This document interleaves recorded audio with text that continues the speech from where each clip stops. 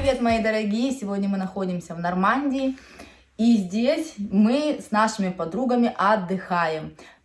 Именно в женской компании это замечательно. Иногда выезжать, оставляя деток дома со своими мужьями. Пусть они занимаются хозяйством, а мы будем наслаждаться нашей женской компанией. И вот сегодня я хотела поговорить со своей подругой, знакомьтесь все, это Эля. Привет, Эля! Привет. Я бы хотела задать тебе несколько вопросов, потому что девочкам очень интересно, конечно же, наша жизнь во Франции, как мы сюда попали, как мы здесь живем, какие есть сильные стороны, какие есть слабые стороны, какая разница менталитетов и все такое, все, что касается нашей жизни во Франции. Вот, и первый, конечно же, вопрос, который бы мне хотелось задать, это как ты попала во Францию? Почему Франция? Почему не другая страна? Ведь на планете так много стран. Расскажи. Да, очень, мне кажется, очень хороший вопрос ты задаешь. У меня с Францией, мне кажется, такая особая ситуация, то есть особый feelings, да, можно сказать, чувства с самого детства. Во-первых, полное мое имя, то есть я не буду его говорить, ты меня называешь Эля. Она имеет на самом деле, оказывается, французские корни, никто об этом не знал. И когда я пошла в школу, изначально школа это была, то есть первый иностранный язык это был французский. Я сама из Киргизии, из Кыргызстана, столица называется Бишкек. В советское время это называлось Фрунзе, очень зеленый город. Вот. И в то время как раз-таки почему были французские школы, это вот благодаря Советскому Союзу и Брежневу говорят, потому что был какой-то, что он приезжал во Францию, были какие-то договоры, что вот нужно как-то, чтобы на всем советском пространстве, извиняюсь, были французские школы, то есть изучали французский язык. А моя мама была так поражена, ну как это так французский? Она хотела, чтобы я учила английский. Логично. То есть для нее это был первый иностранный язык, и на самом деле мне очень повезло с учителями. И я помню первый класс, и уже второй класс это был французский, получается, и закончил второй класс, и мама хотела меня перевести в другую школу, там, где английский. То есть это, как это так? И учительница французского языка как раз-таки подошла к моей маме и сказала, вот, оставьте девочку, потому что у нее получается, ей это очень нравится. И вот так меня оставили. А папа у меня изучал вообще-то немецкий. Вот. И я помню, что такая была договоренность с мамой, она сказала, ну смотри у меня, то есть если будут какие-то трудности, ты не рассчитывай на нас в том плане, что я говорю, я изучала английский, папа немецкий, да. И я была как-то так ответственно к этому относилась, и поэтому менялись учителя, конечно, но очень хорошие учителя были. Не только по французскому языку, по русскому языку. Мне очень давались легко языки в основном. И в том числе у нас была очень хорошая библиотека, меня папа любил. То есть там эту шикарная библиотека Дюма и так далее, понимаешь? Но не могу сказать, что я прочитала там Жюль Верна, или мой папа читал Жюль Верна, и то, что я так решила. На самом деле, мне кажется, просто изменились времена. Если в советское время мы всегда ехали, учились в Москве, да, мой папа закончил там Ленинградское, да, училище.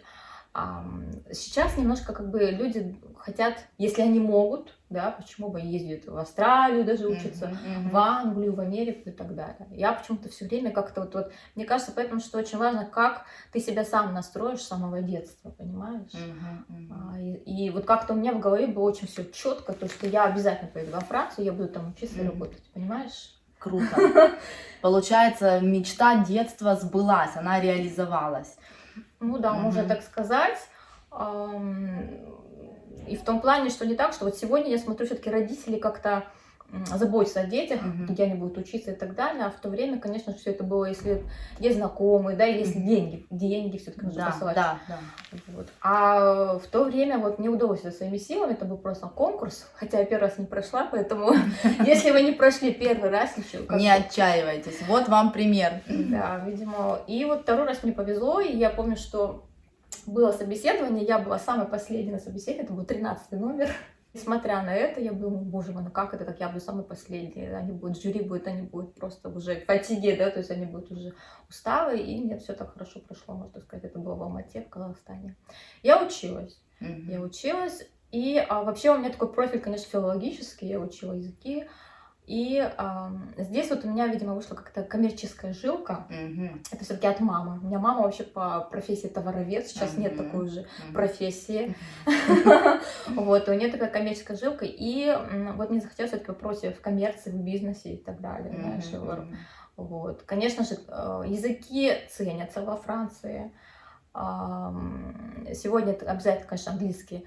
Ты даже об этом не говоришь, но если вы говорите там на испанском языке, на китайском языке, потому что, то, конечно же, можно найти себе хорошую реализацию. Языки всегда помогут, потому что сами французы, я могу сказать, не блистают языками, в том числе английским. Да, кстати, что меня поразило, первое, когда я переехала во Францию, что никто не говорит по-английски. То есть я говорю, ребят, ну как же, типа, это же язык, который на нем разговаривают во всем мире, но здесь состояние у меня было такое, что если вы приезжаете к нам, значит, вы обязаны говорить по-французски. Ну, я, конечно же, с удовольствием учила этот язык, да, но со временем. Вот у Эли прекрасный французский язык, она великолепно владеет французским языком. И исходя из этого всего, вот у меня следующий вопрос. Эль, а вот ты приехала, почувствовала ли ты разницу менталитета? Наверняка, как и я, да, как и все, которые мы вот переезжаем на ПМЖ. Но что именно тебя больше всего поразило, если говорить о разнице менталитетов русскоговорящих и французов? Вот расскажи о своих ощущениях, тех самых первых вот этих вот. Самые первые ощущения? Самые первые ощущения, ну, я вот, наверное, это все-таки какие-то пищевые, можно так сказать, драма для меня, да, потому что я как бы из Кыргызстана, у нас все-таки, да, мы любим жиры, мы любим мясо, да, и вот первый год для меня такой был, что вот я не наедалась, вот честно. То есть, и я смотрела, что, в принципе, люди тоже кушают, они, в принципе, не едят жирного, вот, если мы там можем кушать там 3 раза в день, мы можем мясо кушать, да, например. Они могут раз в день или вообще там раз в неделю кушать мясо, понимаешь? То есть это первое самое такое было для меня, таким, можно сказать, этонмо, сюрпризом. Вот. А что касается людей, они мне казались по сравнению с нашими людьми, когда наши, это значит русскоговорящие, да, вот кыргызы тоже, да, вот там Центральная Азия, они более, может, организованные. Они всегда договариваются, да, вот там, нужно всегда обозначить все, предупредить. Вот еще вот в японском языке, мне кажется, есть такое вот название, если не ошибаюсь, это называется нунчи.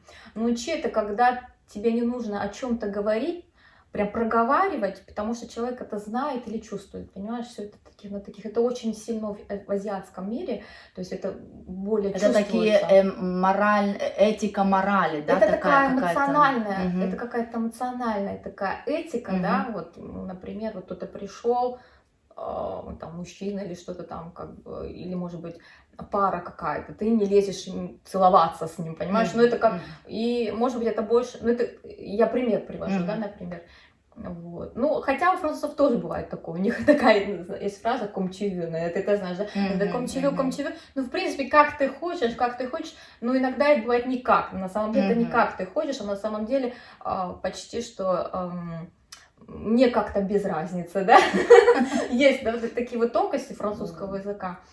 Они организованные, они проговаривают вещи, можно так сказать. Первое, что мне не хватало, может быть, не могу сказать гуманность, но вот это вот частичка, что у нас есть, когда ты видишь какого-то человека и, в принципе, думаешь, о, боже мой, ну он потерян, да, ему надо, вот он говорит по-русски, да, ну, довести его докуда, там, я не знаю, помочь, да, объяснить, где находится эта улица, там, я не знаю, там стоит с этой картой, да, например, вот, и ты к нему подходишь, и ну, надо помочь человеку, понимаешь. Даже в Испании мне казалось, что люди, когда я оказалась на юге Испании, мне как-то вот было даже ближе ко мне, вот люди, да, как-то они там, как-то я спрашивала дорогу, и была какая-то бабушка, она говорит, ой, побрита, ну, то есть такой бедняжечка потерялась, да, как бы. Вот. Но может быть, потому что мы живем в Париже, все-таки это как бы такой город. Мегаполис, да? Где все спешат, где нет ни до кого друг другу дела. Действительно, есть такая немножко холодность, отчужденность у людей, потому что в силу занятости, в силу того, что каждый бежит и делает свои определенные дела. И да, я готова с тобой согласиться, потому что это есть, конечно, безусловно, такое здесь есть. Вот, и я бы хотела задать тебе еще такой вопрос, поскольку мы же живем здесь, мы что-то планируем, с твоим прекрасным французским, с твоим прекрасным английским. Может быть, у тебя есть какой-то проект в жизни, который бы ты хотела реализовать, какое-то что-то такое грандиозное, или расскажи что-нибудь о будущем. В будущем. Мгм. Ну, на самом деле, мне кажется, вот любая страна, в том числе и Франция, вот Европа, все зависит от того, например, как ты видишь себя через 5 лет, через 10 лет. И раньше я вот смотрю, да, я была, вот, ну ладно, я приехала, да, я уже нахожусь во Франции несколько лет. Сейчас я смотрю уже как можно больше людей. Я вижу больше наших все-таки, знаешь. И я понимаю, что эти люди, они приезжают, они не приезжают не просто, чтобы приехать посмотреть на Эйфелеву башню, понимаешь? Они приезжают что-то постичь все-таки, что-то узнать, получить образование, какой-то опыт получить, и это очень радует, между прочим. И с своей стороны, вот я тебе говорила, да, что я очень люблю языки. Наверное, моя мечта была бы вот создать свою школу здесь, во Франции, да, и в том числе, может быть, для детей. Сейчас у нас есть, в то время уже где-то 3 года назад не было ассоциации кыргызстанцев. На сегодняшний день она есть. И я вижу, что как можно больше людей приезжает уже, хотя мы такая маленькая, можно сказать, такая диаспора, вот, находимся мы в Париже. Есть также несколько людей на юге Франции, в Марселе, там даже рестораны, понимаешь, уже есть азиатская кухня, да, азиатская. А это самое главное, понимаешь, ну как бы у нас это считается, это как бы, если есть диаспора, значит должна быть кухня, обязательно должны быть манты, понимаешь, плов и так далее, вот этот бешбармак, да. Мы проводим обязательно праздники, да, но сейчас у нас ковид, конечно же. Да, сейчас все сложно с этим. С этим очень сложно. Вот. И к чему я веду, то, что, конечно, хотелось бы здесь, вот в Париже, да, все-таки Париж это столица не только Франции, знаешь, Париж это столица, мне кажется, любая девушка, вот я себя считаю уже француженкой, ну, как парижанкой, ты тоже. Абсолютно, мне кажется, парижанка. На самом деле это не тот силуэт вот этой девушки, которая идет по подиуму, понимаешь, вот она парижанка, вот она, да, хорошо одета, вот у нее только люкс. На самом деле парижанка это вот это девушка, может она здесь родилась, это может быть приезжая, понимаешь, это может быть девушка из Европы, я не знаю, там из Молдовы, из России, с любой страны, из Африки, понимаешь? И она именно своим присутствием и своими традициями, своей какой-то моральной этикой, она привносит свою культуру, понимаешь? Она обогащает вот то самое ришес, да, то есть она обогащает вот то, что уже существует. Да. Я с тобой абсолютно согласна. И, между прочим, многие французы об этом говорят. Когда задаешь вопрос, например, а что вы думаете об азиатах или о тех же черных людях, допустим, или арабах, которые приезжают, вот этот больной вопрос о миграции, очень много французов отвечают, что это и есть наше богатство, что это нас обогащает. Мы сейчас говорим, конечно же, о людях, которые, ну, скажем так, адаптируются, и люди культурные. Ну, да, есть, конечно, есть, мне к сожалению, есть люди, которые адаптируются, да, которые не адаптируются. Конечно же, сейчас есть тоже такие негативные факторы, как, например, терроризм и так далее. Мы не будем затрагивать эти вещи, да, как. Но я хочу сказать, что вот твоим подписчикам, да, что каждый, это просто столица планеты, понимаешь? Для меня тоже. Мне кажется, да. Я просто в свое время попала не так, как Эля. Можете посмотреть, пожалуйста, мой ролик о том, как я выезжала. Я не выбирала Францию, у меня не было такой тяги к французскому языку, к французской культуре, несмотря на то, что я перечитала все книги Анны Серж Галлона.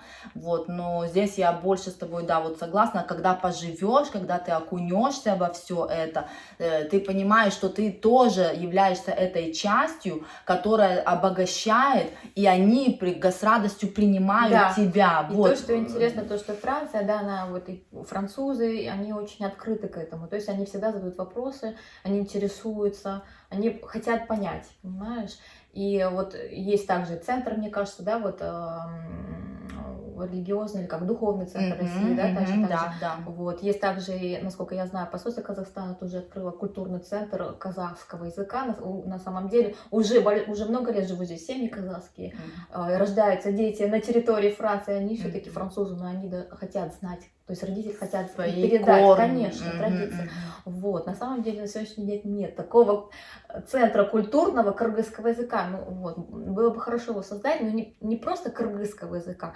Вот. Ну, это нужно, конечно, знать немножко более Центральной Азии, историю Центральной Азии. У нас, конечно, очень есть такие вот, можно сказать, звездочки, как, например, вот эпос.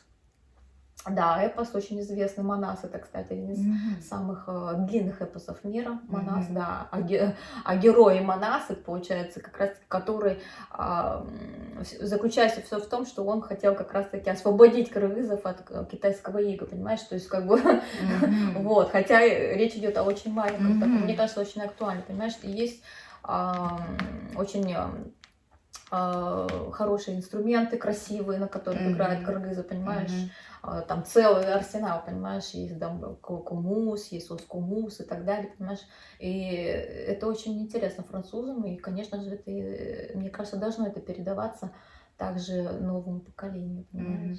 У тебя Это моя мечта, у да. тебя замечательная мечта. Я желаю тебе, чтобы она у тебя сбылась обязательно, чтобы детки, которые являлись, даже если они родились на территории Франции, чтобы дети, которые знали своих прошлых, своих предков и их традиции, это очень важно, чтобы они продолжались в этих детях и в детях их детей. Вот такой круг сансары, как говорил Баста, да, в своей песне.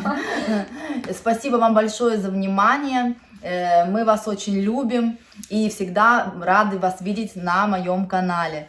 Спасибо, Элечка, большое за то, что ты была. И сегодня у нас будет, конечно же, еще дискотека песни пляски, но этого мы вам пока не покажем. Это наш будет большой секрет. Ну, однажды точно обещаем. Пока-пока. Счастливо.